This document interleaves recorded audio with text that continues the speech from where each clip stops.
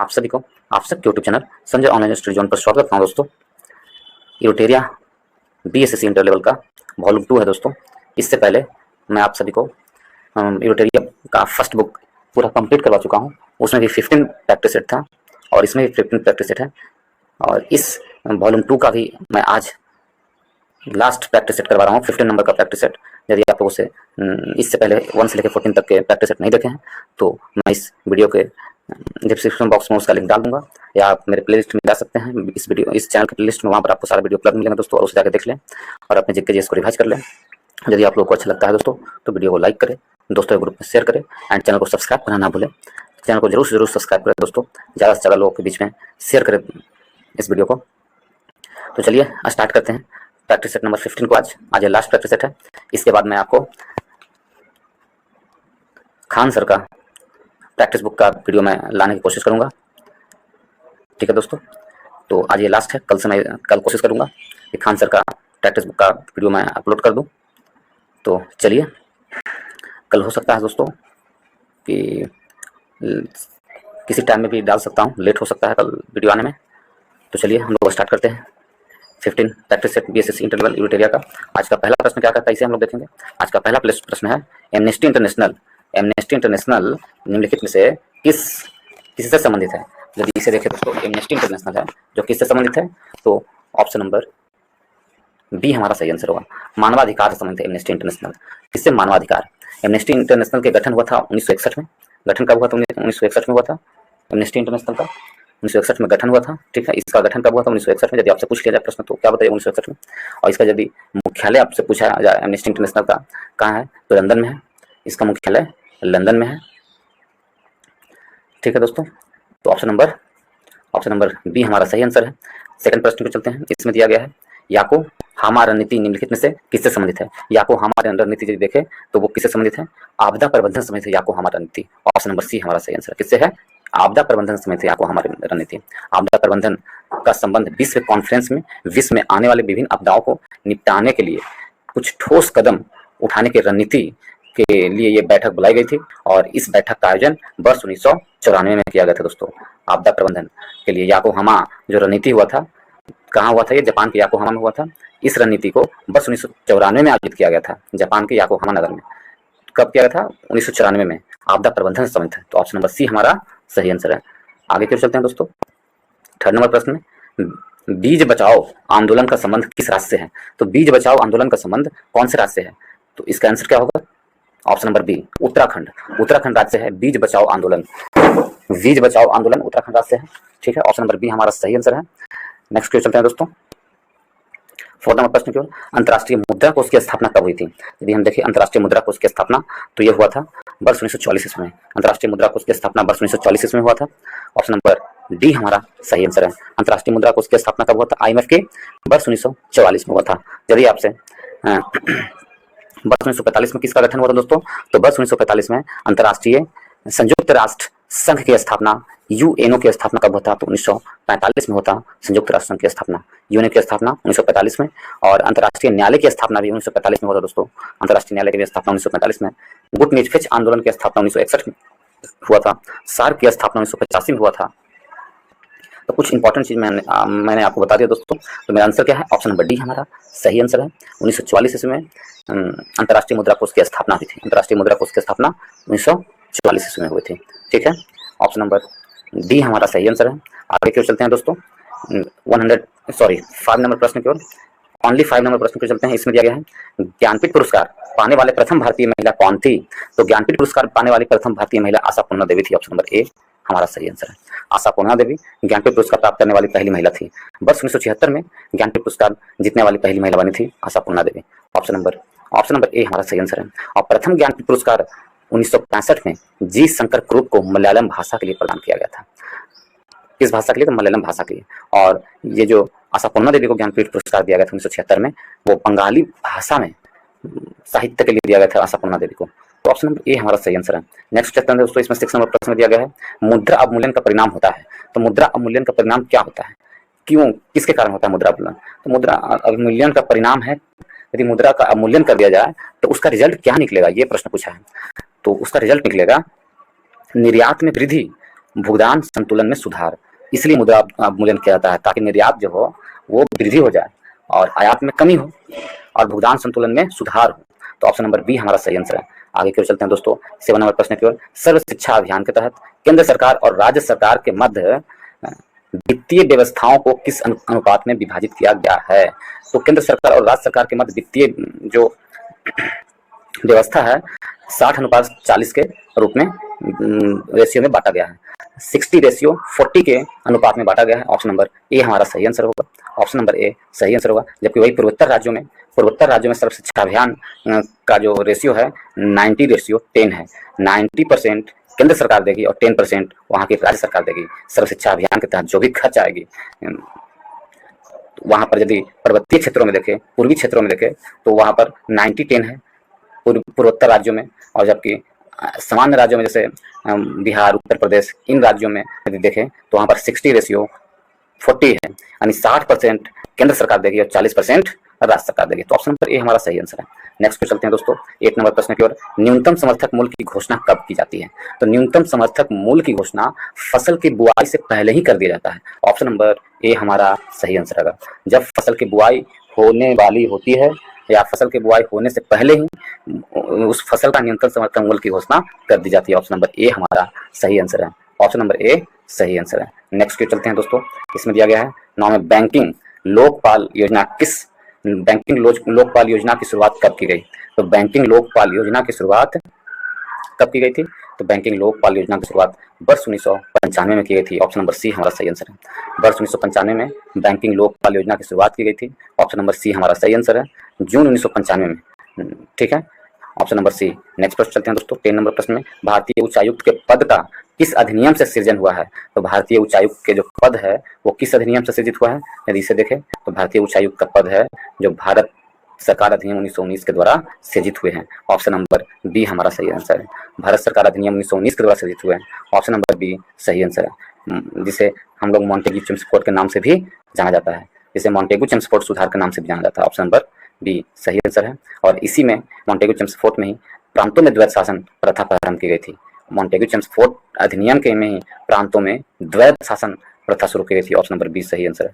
Next पे चलते हैं दोस्तों, निम्नलिखित में से भारतीय संविधान के किस संशोधन द्वारा अनुच्छेद 19(1)(c) में सहकारी समितियां शब्द जोड़ा गया है? सहकारी समितियां शब्द जोड़ा गया है किसमें? तो सहकारी समितियां शब्द जोड़ा गया है किससे संबंधित है? 97वां संविधान संशोधन 2011 के द्वारा सहकारी समितियां जोड़ा गया है। ऑप्शन नंबर डी हमारा सही आंसर है। कौन से? 97वां संविधान संशोधन अधिनियम 2011 के द्वारा जोड़ा गया है। 97वां संशोधन अधिनियम के अन्य प्रमुख क्या है? तो इसे भाग 9 के बी में जोड़ा गया है दोस्तों। सहकारी समिति को किसमें रखा गया? भाग 9 के बी में रखा गया है। ठीक है, तो ऑप्शन नंबर डी हमारा सही आंसर है। 12 नंबर प्रश्न में चलते हैं दोस्तों, इसमें क्या दिया गया है? 12 में दिया गया है केंद्रीय सतर्कता आयोग का कार्यकाल होता है। यदि ये देखें केंद्रीय सतर्कता आयोग का कार्यकाल यदि हम देखें दोस्तों तो इसमें क्या दिया गया है? केंद्रीय सतर्कता आयोग का कार्यकाल जो है आपको 4 वर्ष या 65 वर्ष जो भी पहले हो, 4 वर्ष या 65 वर्ष जो भी पहले हो, केंद्रीय सतर्कता आयोग का कार्यकाल होता है। ऑप्शन नंबर डी हमारा सही आंसर है। 4 वर्ष या 65 वर्ष जो भी पहले हो। ठीक है, केंद्रीय सतर्कता आयोग के अध्यक्ष और 2 सतर्कता आयुक्त के सदस्य की नियुक्ति का प्रावधान है। इसके अध्यक्ष तथा सदस्य का कार्यकाल 4 वर्ष या 65 वर्ष जो भी पहले हो। केंद्रीय सतर्कता आयोग अधिनियम 2003 के अंतर्गत केंद्रीय सतर्कता आयोग में एक केंद्रीय सतर्कता आयुक्त होता है और 2 अन्य सदस्य होते हैं। तब 2003 के अधिनियम के तहत। ऑप्शन नंबर डी हमारा सही आंसर है।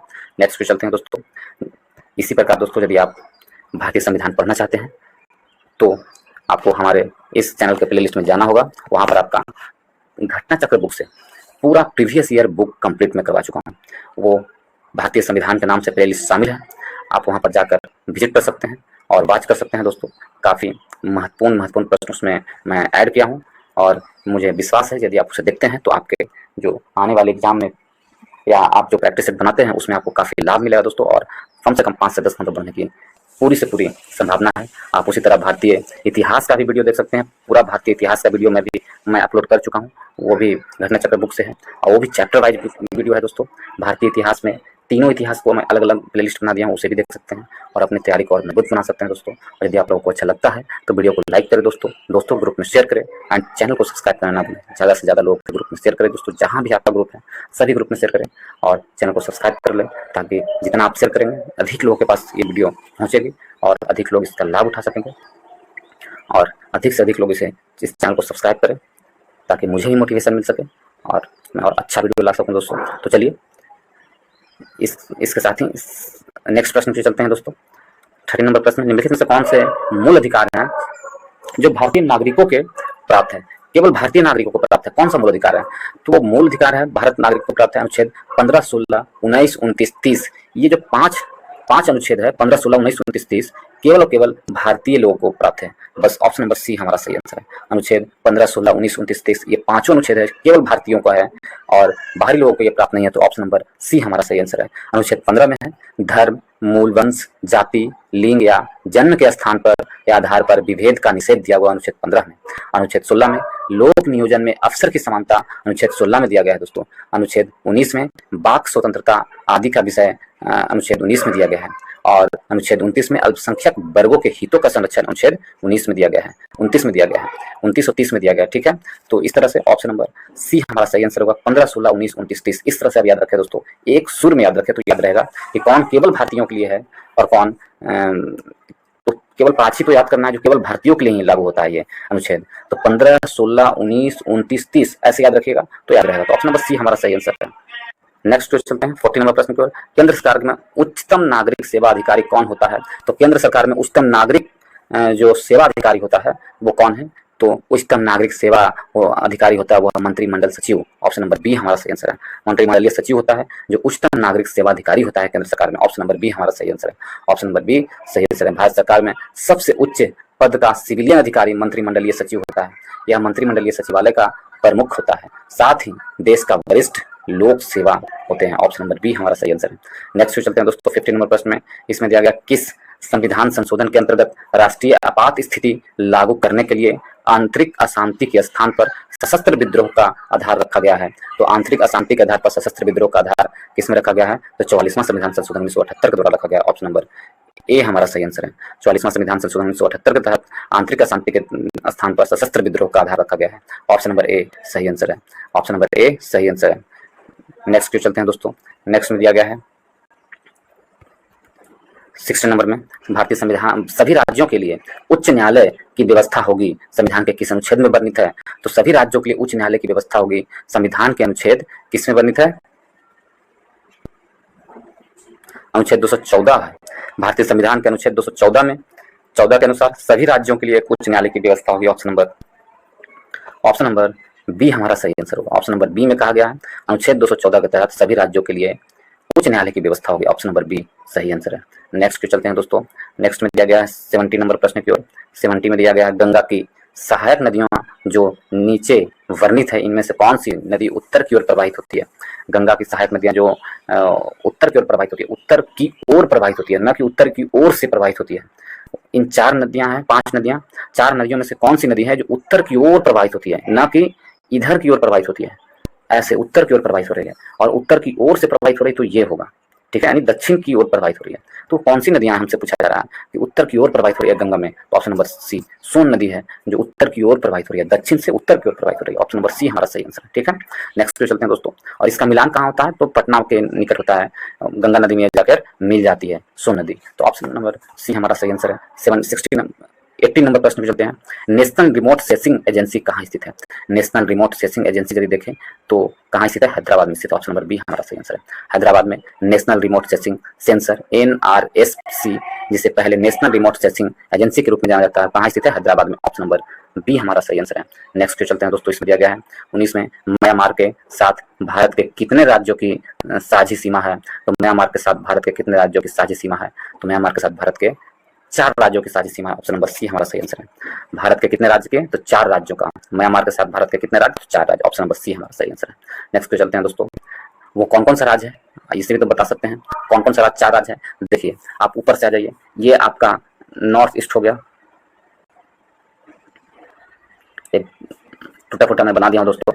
तो इसमें देखिए यहाँ पर म्यांमार यहाँ से स्टार्ट है, यहाँ से, तो यहाँ पर क्या है? अरुणाचल प्रदेश, नागालैंड, मणिपुर, मिजोरम, यहाँ तक ये 4 राज्य हैं। ये 4 राज्यों से क्या है इस जो सीमा लगता है म्यांमार का, बस इन्हीं 4 राज्यों से। और भारत का लगभग 1643 किलोमीटर लंबी सीमा साझा करता है म्यांमार। भारत के साथ जो म्यांमार का सीमा साझा करता है कितना किलोमीटर? 1643 किलोमीटर।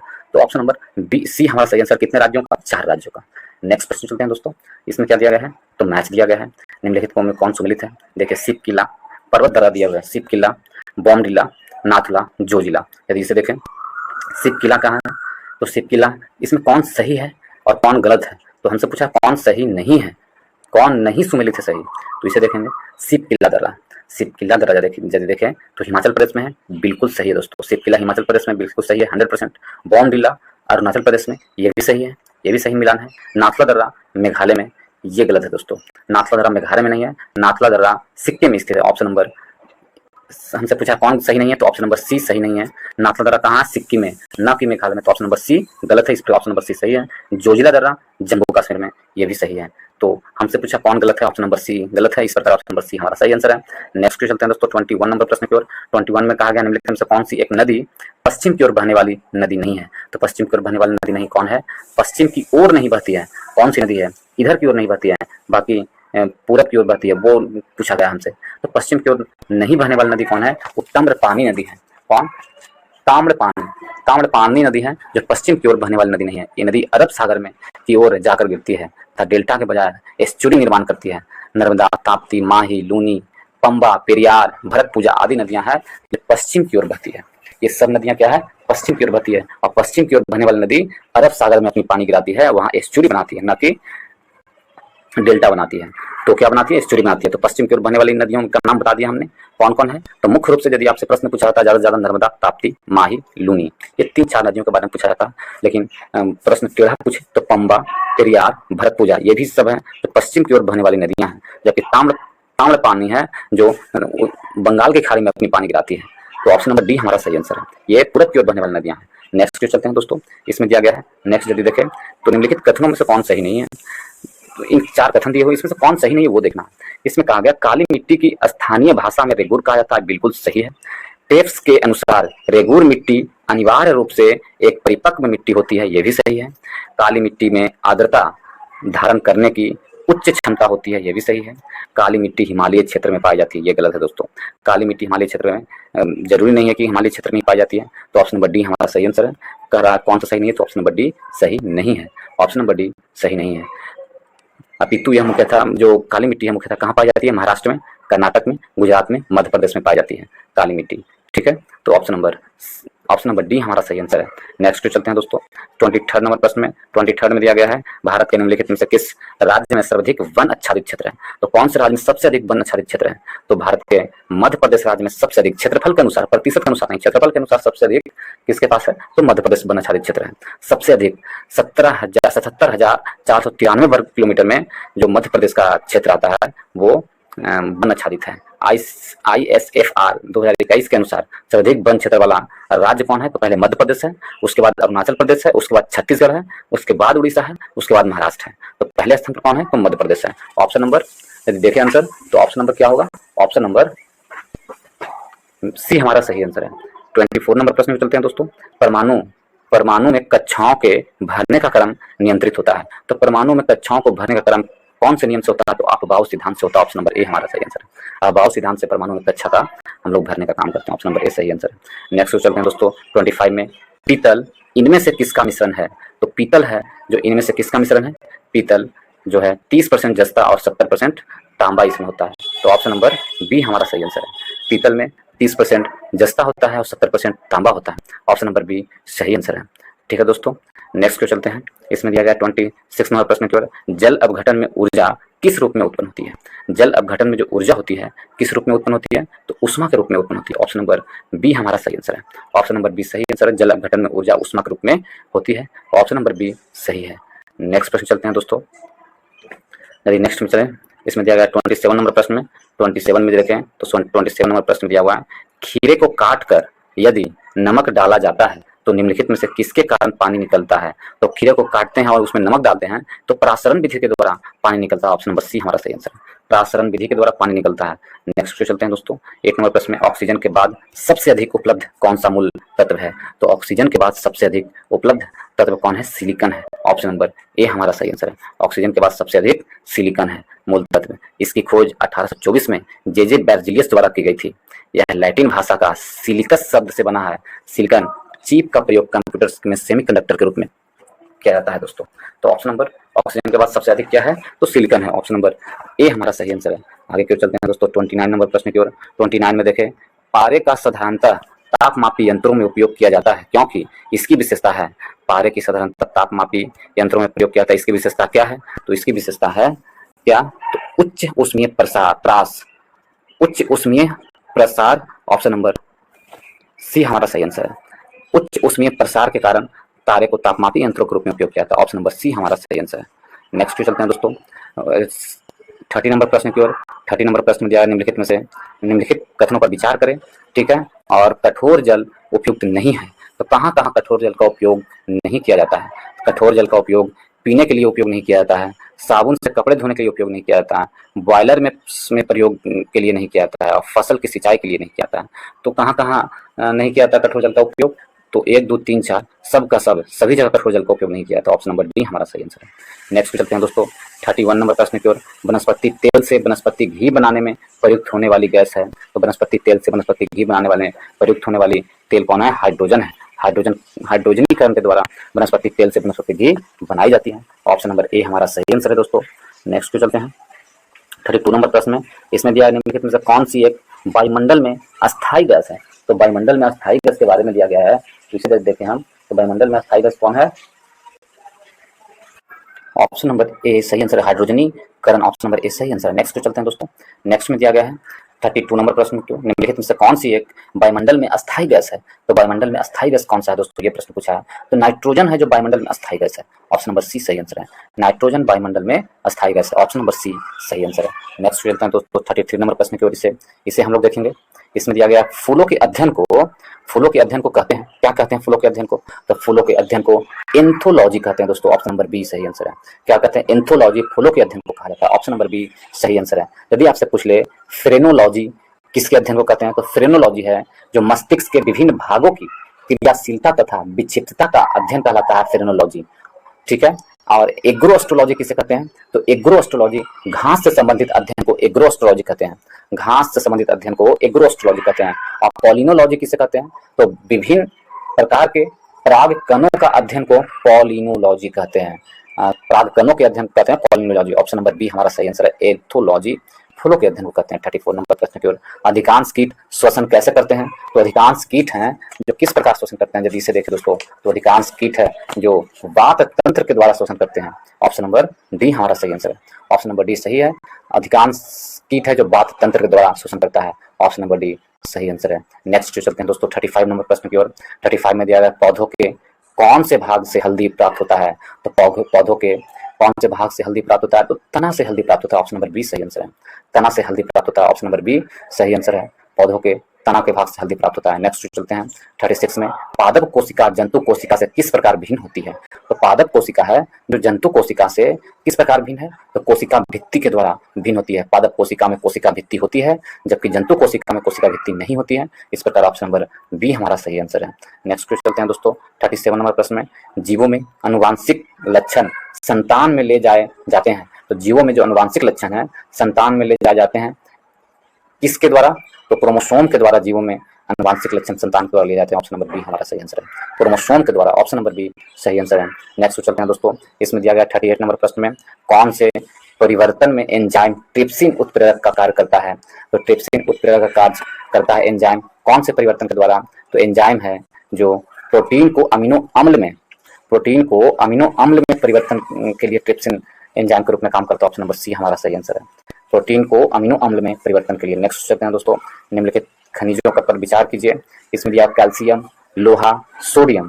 कैल्शियम, लोहा, सोडियम यदि देखें इसमें, तो उपयुक्त खनिजों में से मानव शरीर में पेशियों के संकुचन के लिए किसकी और किनकी आवश्यकता होती है, तो पेशियों के संकुचन के लिए किसकी और किनकी आवश्यकता होती है, यदि इसे देखें तो मानव शरीर में इन सभी की आवश्यकता होती है, कैल्शियम का भी, लोहा का भी, सोडियम का भी। तो ऑप्शन नंबर डी हमारा सही आंसर है। नेक्स्ट चलते हैं दोस्तों। सुमेलित करना है, चलिए हम लोग देखते हैं, इसे मैच करेंगे। सुमेलित करके हम लोग देखेंगे गोबर गैस के बारे में दिया हुआ है। तो गोबर गैस में क्या होता है, CH4 की अधिकतम मात्रा होती है गोबर गैस में।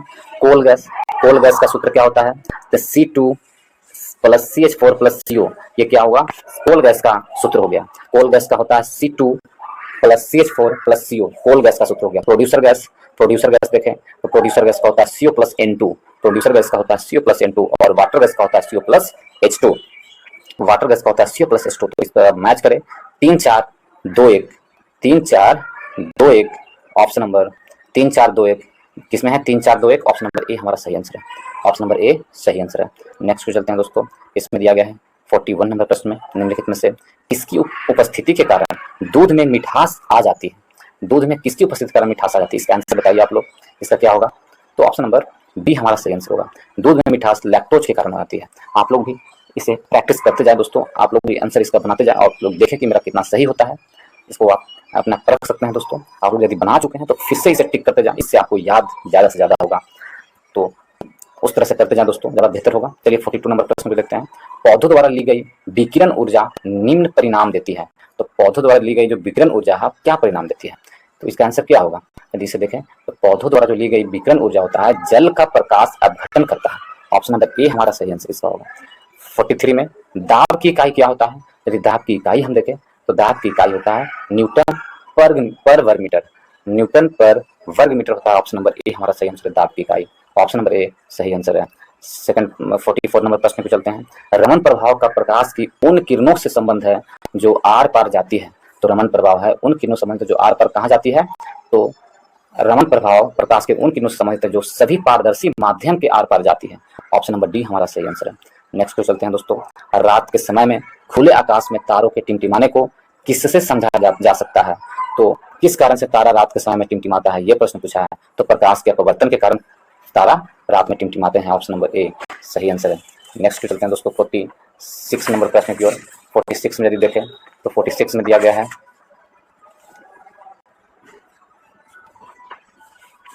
46 नंबर प्रश्न में क्या है? अतिचालक में क्या होता है? तो अतिचालक में शून्य प्रागमता होता है, ऑप्शन नंबर सी हमारा सही आंसर है। अतिचालक का क्या लक्षण है? तो उसका लक्षण है शून्य प्रागमता, ऑप्शन नंबर सी सही आंसर है। नेक्स्ट चलते हैं, इसमें दिया गया है प्रकाश वैद्युत प्रभाव के आविष्कारक करता थे। तो प्रकाश वैद्युत प्रभाव के आविष्कारकर्ता कौन थे? तो हर्ट्ज थे, हेनरी हर्ट्ज प्रकाश वैद्युत प्रभाव के आविष्कार करता थे, ऑप्शन नंबर ए हमारा सही आंसर है। यदि हम हेनरी हर्ट्ज कौन थे? तो हेनरी हर्ट्ज थे, ऑप्शन नंबर ए हमारा सही आंसर होगा।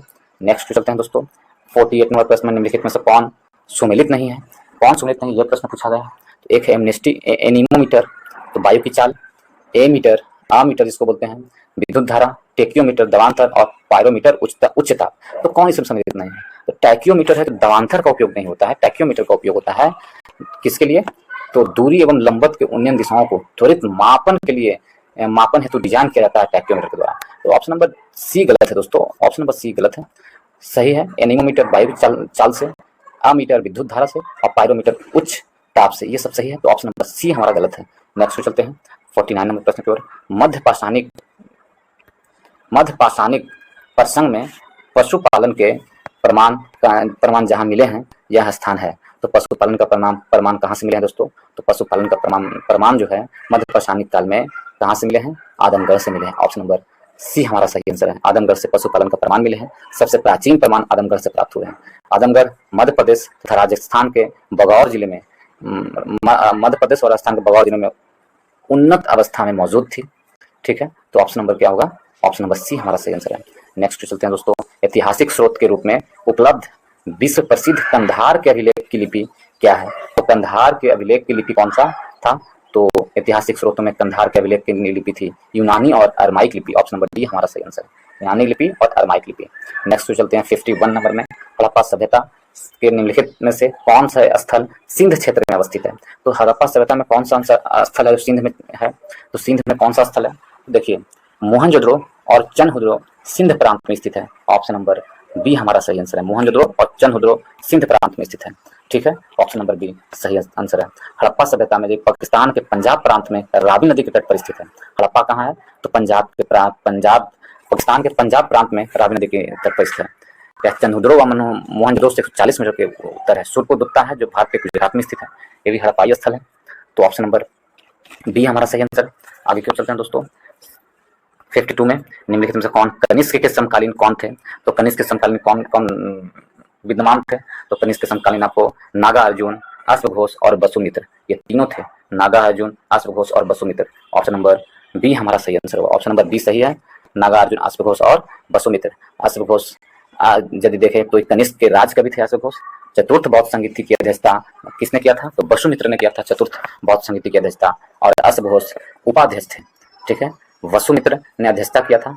और शून्यवाद का प्रतिपादन किसने किया है? तो नागार्जुन ने शून्यवाद का प्रतिपादन किया है। तो ऑप्शन नंबर बी हमारा सही आंसर है।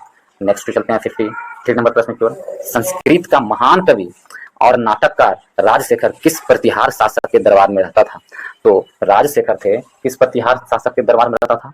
तो राजशेखर हैं जो महिपाल के दरबार में रहा करते थे। ऑप्शन नंबर सी हमारा सही आंसर है। महिपाल के दरबार में राजशेखर रहा करते थे। ऑप्शन नंबर सी सही आंसर है। ठीक है, महिपाल रहा करते थे। राजशेखर प्रतिहार शासक महेंद्रपाल प्रथम और महिपाल के गुरु व मंत्री थे। राजशेखर के प्रसिद्ध रचना काव्य मीमांसा है। राजशेखर के प्रसिद्ध रचना का नाम क्या है? तो काव्य मीमांसा। ठीक है, महेंद्रपाल और महिपाल के गुरु रह चुके हैं ये। तो ऑप्शन नंबर सी हमारा सही आंसर है। नेक्स्ट चलते हैं दोस्तों, निम्नलिखित में से किसने मध्यकालीन भारत में तमिलनाडु पर शासन किया है? तो मध्यकालीन भारत में तमिलनाडु पर शासन करने वाला राजा कौन था? तो तमिलनाडु पर शासन करने वाला राजा चोल वंश था। ऑप्शन नंबर ए हमारा सही आंसर है। मध्यकालीन भारत में तमिलनाडु पर शासन करने वाला राजा था चोल वंश। ऑप्शन नंबर ए सही आंसर है। नेक्स्ट चलते हैं दोस्तों, कौन था?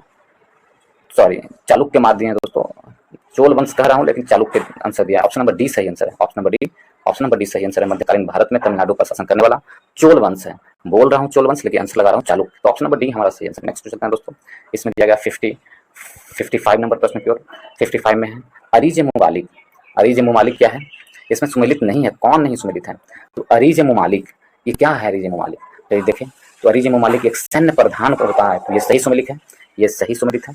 दीवान इंसा तो पत्राचार के विभाग होता है दीवान इंसा, ये भी सही सुमेलित है दोस्तों। और दीवान बंदगान विदेश विभाग है, ये गलत है। अमीर कोही कृषि विभाग है, ये सही है। तो हमसे पूछा कौन सही नहीं है? तो ऑप्शन नंबर सी सही नहीं है। नेक्स्ट चलते हैं दोस्तों, इसमें दिया गया है नेक्स्ट में मध्यकालीन किस शासक ने इस्लामी कानून की एक संहिता तैयार करवाई है? तो इस्लामिक कानून की एक संहिता तैयार करने वाली मध्यकालीन शासक कौन सा है? तो वह मध्यकालीन शासक है इस्लाम शाह। ऑप्शन नंबर बी सही आंसर है, इस्लाम शाह है। ऑप्शन नंबर बी सही आंसर, इस्लाम शाह जो कानून को एक संहिता तैयार करवाई है। ऑप्शन नंबर बी सही है। नेक्स्ट पे चलते हैं दोस्तों, नेक्स्ट में दिया गया है कि 57 नंबर प्रश्न में निम्नलिखित को सही कालक्रम में व्यवस्थित कीजिए। Curzon, Lord Curzon, Chelmsford, Hardinge और इरविन। ये देखें, लॉर्ड कर्जन का कार्यकाल सबसे पहले कौन आएगा? तो लॉर्ड कर्जन आएंगे सबसे पहले। कर्जन, चेम्सफोर्ड, हार्डिंग और इरविन। कर्जन का कार्यकाल देखें तो 1899 से लेकर 1905 ईस्वी का कार्यकाल कर्जन का है। 1899 से 1905 तक कर्जन का कार्यकाल है। चेम्सफोर्ड का कार्यकाल 1910 से लेकर 1916 से लेकर 1921 तक, 1916 से 21 तक चेम्सफोर्ड का कार्यकाल है दोस्तों। 1916 से 1921 तक चेम्सफोर्ड का कार्यकाल है। यदि हार्डिंग का देखें तो 1910 से लेकर 1916 तक लॉर्ड हार्डिंग का कार्यकाल है। इरविन का कार्यकाल कब से कब है? तो 1926 से लेकर के 1931 तक इरविन का कार्यकाल है। तो इस प्रकार यदि मैचिंग करेंगे तो पहले कर्जन होगा, फिर चेम्सफोर्ड, फिर हार्डिंग, उसके बाद हार्डिंग होगा, कर्जन, हार्डिंग, चेम्सफोर्ड और उसके बाद इरविन। तो 1-3 आंसर क्या होगा हमारा? 1-3 1-3-2-4। 1-3-2-4 किसमें है दोस्तों? देख लेते हैं हम लोग। 1-3-2-4 इसमें किसी में नहीं है। 1-3-2-4 मेरा आंसर होगा 1-3-2-4, ये आंसर होगा दोस्तों। तो इसमें किसी में नहीं है। तो चलिए हम लोग आगे बढ़ जाते हैं। 1-3-2-4 नहीं है यहाँ पर। यदि हम इसको 1 कर दें यहाँ और यहाँ कर दे 2 तो आंसर नंबर डी हो जाएगा सही। यदि यहाँ 1 कर देते हैं तो 1-3-2-4 ऑप्शन हम डी बना सकते हैं। तो चलिए इसमें किसी नहीं है। नेक्स्ट पे चलते हैं। इसमें दिया गया है निम्नलिखित इबादत खाना के संबंध में निम्नलिखित कथनों पर विचार कीजिए। ठीक है, इसकी स्थापना आगरा में 1575 ईस्वी में हुई थी। इबादत खाना की स्थापना, तो सही बात है, इबादत खाना की स्थापना आगरा में हुई थी 1575 में। ये बिल्कुल सही बात है।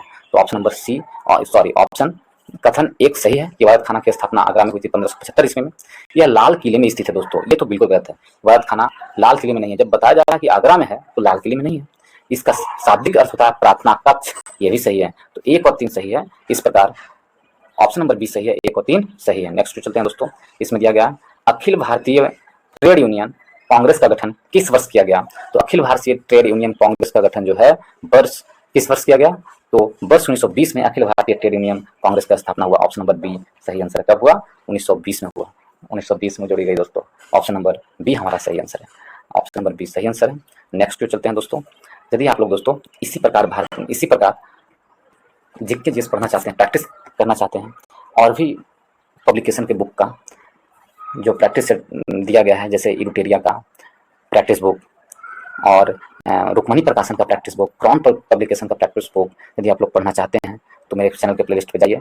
पूरा जीके जीएस 75 जीके जीएस का पूरा प्रैक्टिस सेट मैं करवा दिया हूँ। इरुटेरिया का, रुक्मणी प्रकाशन का जो 20 प्रैक्टिस सेट आए थे वॉल्यूम सेकंड से, वो भी मैं पूरा कंप्लीट करवा दिया हूँ दोस्तों। यदि आप लोग उसे पढ़ना चाहते हैं, अपने जीके जीएस प्रैक्टिस सेट में जो जीके जीएस दिया वो उसे रिवाइज करना चाहते हैं, जीके जीएस और करंट अफेयर को रिवाइज करना चाहते हैं, तो आप उसे मेरे चैनल के प्लेलिस्ट में जाएं, या मैं उसका लिंक इस डिस्क्रिप्शन बॉक्स में दे दूंगा। और मुझे विश्वास है कि उसे पढ़ने के बाद आने वाले जो प्रैक्टिस सेट आप सॉल्व करेंगे उसमें आपका नंबर जरूर बेहतरीन आएगा दोस्तों, और आपको कॉन्फिडेंस लेवल काफ़ी बढ़ा हुआ रहेगा। तो इसलिए उसे ज़्यादा से ज़्यादा रिवाइज करें, बार बार रिवाइज करें, इससे आपका जीके जीएस रिवाइज होगा और आपका कॉन्फिडेंस लेवल बढ़ा हुआ रहेगा दोस्तों। तो यदि आप लोग को अच्छा लगता है तो वीडियो को शेयर करें, खूब शेयर करें, सभी ग्रुप में शेयर कर दें दोस्तों, और चैनल को सब्सक्राइब करना ना भूलें, जरूर से जरूर सब्सक्राइब करें, बेल आइकन को दबा लें दोस्तों, ताकि जो भी मैं वीडियो अपलोड करूं आपको नोटिफिकेशन सबसे पहले जाए और आप उसे वॉच कर सकें, और वीडियो को लाइक करना ना भूलें दोस्तों। चलिए 60 नंबर प्रश्न में चलते हैं। निम्नलिखित में से कौन सम्मिलित नहीं है, ये दिया गया है। तो Asiatic Society of Bengal, Asiatic Society of Bengal William Jones ने, तो ये तो सही है दोस्तों। एशियाटिक सोसाइटी ऑफ बंगाल की स्थापना विलियम जोन्स ने किया था, ये बिल्कुल सही है, ये सही है। यंग बंगाल हेनरी विलियम डिरोजिया, ये भी सही है। हेनरी विलियम डिरोजिया ने यंग बंगाल की स्थापना की थी। Land holder society Dwarkanath Tagore ने, लैंड होल्डर सोसाइटी की स्थापना किसने किया था? द्वारकानाथ टैगोर ने, ये भी सही है। पूना सार्वजनिक सभा केशव चंद्र सेन, ये गलत है दोस्तों। पूना सार्वजनिक सभा केशव चंद्र सेन ने नहीं किए थे। पूना सार्वजनिक सभा था जो महादेव गोविंद रनाडे ने किया था, ना कि केशव चंद्र सेन ने। तो ऑप्शन नंबर डी हमारा सही है। कौन सही नहीं है? तो ऑप्शन नंबर डी सही नहीं है, तो ऑप्शन नंबर डी हमारा सही आंसर है। मैं आपको कुछ इंपॉर्टेंट ये नोट कर लीजिएगा दोस्तों, काफ़ी आपको प्रश्न पूछे जाते हैं हर एक एग्जाम में, इससे ही प्रश्न आते हैं। मैं इस पूरा लिस्ट आपको बता देता हूँ, इसे आप नोट कर लीजिएगा। हर एग्जाम में एक न एक इन सभी से प्रश्न आएंगे।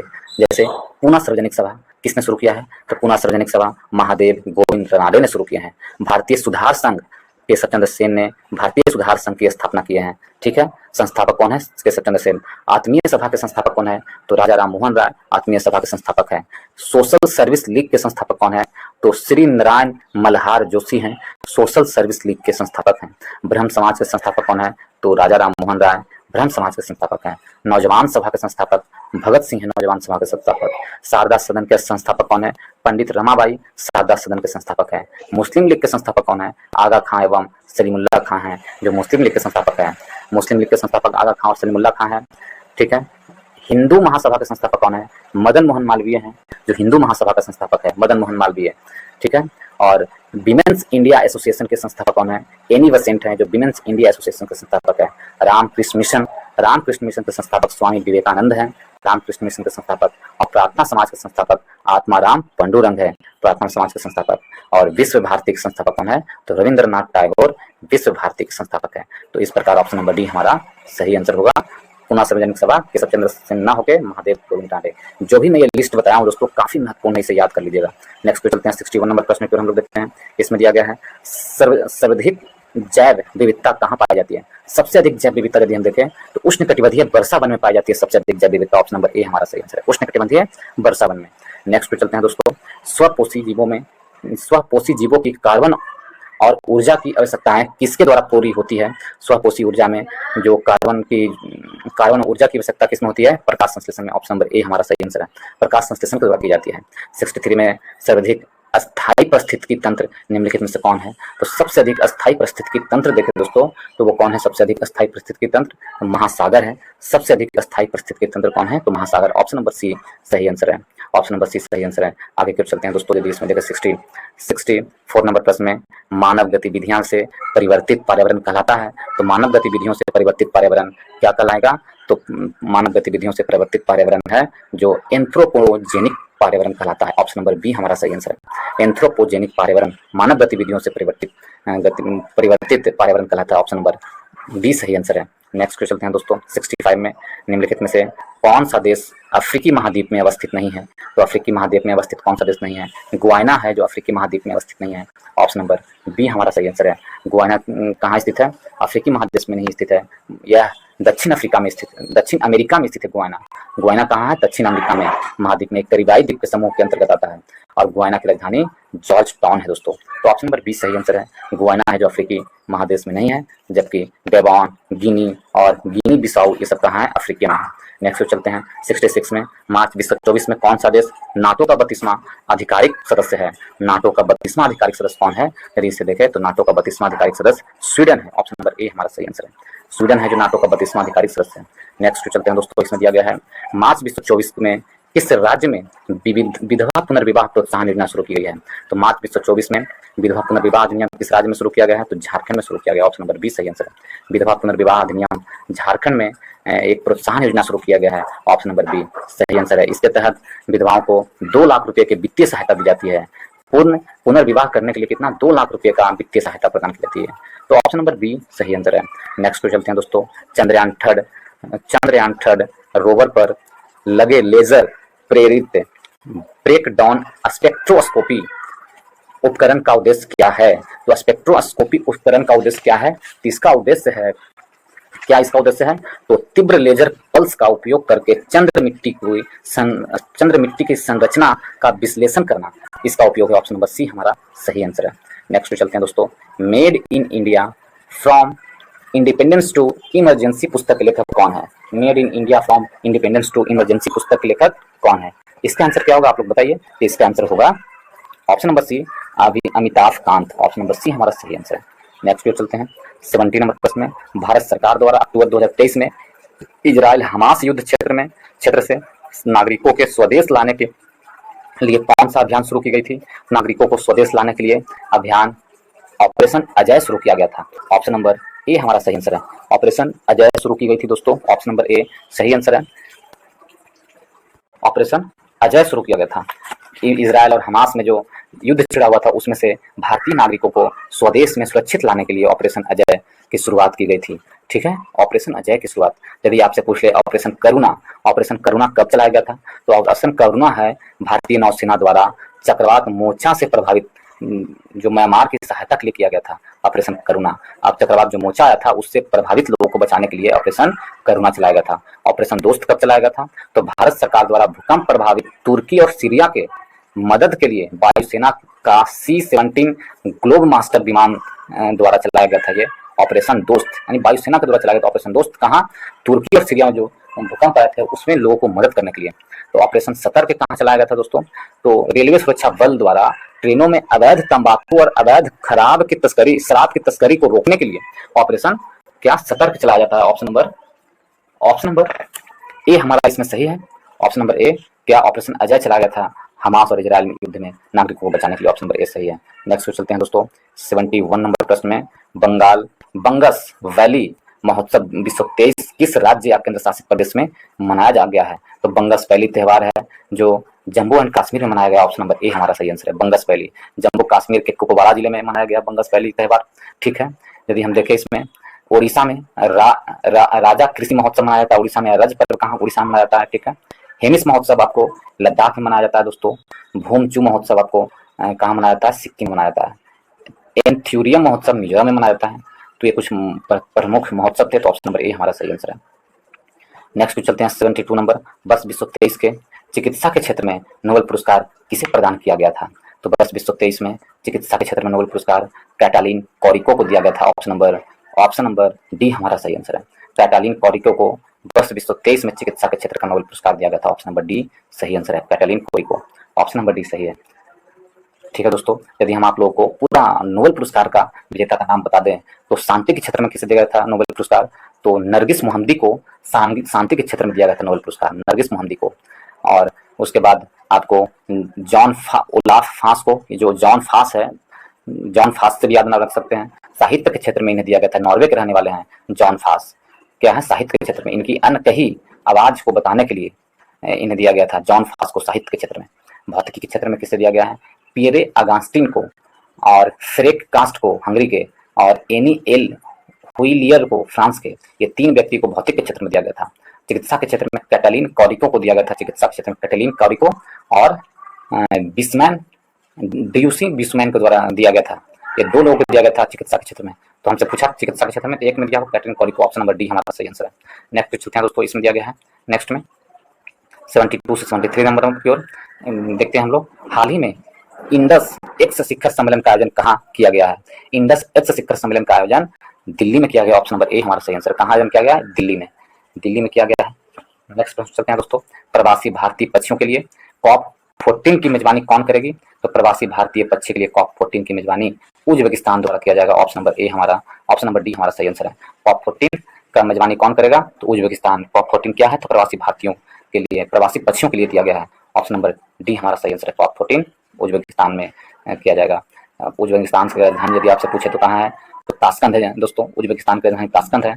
और 13वां प्रवासी पक्षी जो कॉप 13 था वो कहाँ हुआ था? वो भारत में हुआ था, कॉप 13 2023 में जो भारत में हुआ था, कॉप 13। चलिए नेक्स्ट प्रश्न चलते हैं। नेक्स्ट टाइम लास्ट प्रश्न मेरा दोस्तों, इसमें दिया गया हाल ही में पुरुषों के अंडर 19 विश्व कप क्रिकेट का विजेता कौन सा देश बना है? तो पुरुषों के अंडर 19 विश्व कप विजेता कौन बना है जो हुआ था? तो उसका विजेता पुरुषों वाला में ऑस्ट्रेलिया बना था, ऑप्शन नंबर बी हमारा सही आंसर है। 15वां संस्करण था अंडर 19 का, उसमें विजेता कौन बना है? ऑस्ट्रेलिया। और इसका आयोजन कहाँ हुआ था अंडर 19 विश्व कप? तो दक्षिण अफ्रीका में इसका आयोजन किया गया था, जिसमें आयोजन में विजेता बना था ऑस्ट्रेलिया और उप विजेता था भारत। उप विजेता भारत बना था पुरुषों के अंडर 19 विश्व कप में, और पुरुषों के विश्व कप क्रिकेट में भी ऑस्ट्रेलिया विजेता रहा और उप विजेता भारत रहा। दोनों में सेम है दोस्तों, तो याद करना काफी आसान है। ऑप्शन नंबर बी हमारा सही आंसर है। इस प्रकार इस वीडियो को हम समाप्त करते हैं दोस्तों। यदि आप लोगों को अच्छा लगा हो तो वीडियो को लाइक जरूर करें। दोस्तों के ग्रुप में, जहाँ भी ग्रुप है, व्हाट्सएप, फेसबुक, इंस्टाग्राम, टेलीग्राम, जो भी आपका ग्रुप है दोस्तों के, उस ग्रुप में जो एजुकेशनल ग्रुप है उसमें जरूर से जरूर शेयर करें दोस्तों, ताकि हमारा भी सब्सक्राइबर कुछ बढ़े और हमारे मोटिवेशन भी हमें मिल सके।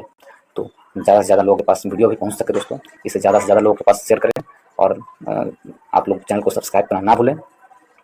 चलिए इस वीडियो को देखने के लिए बहुत बहुत धन्यवाद, बहुत बहुत